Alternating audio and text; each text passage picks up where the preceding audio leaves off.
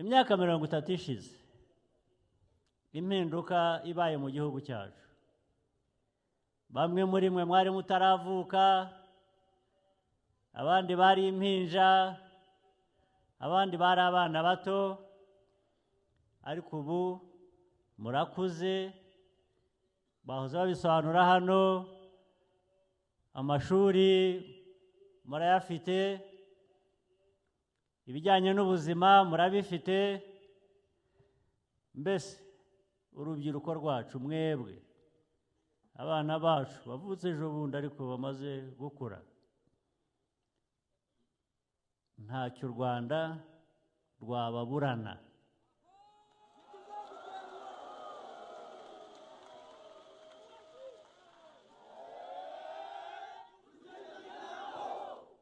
Ntacyo u Rwanda ruzababurana kuko mufite abayobozi batari abapumbafu.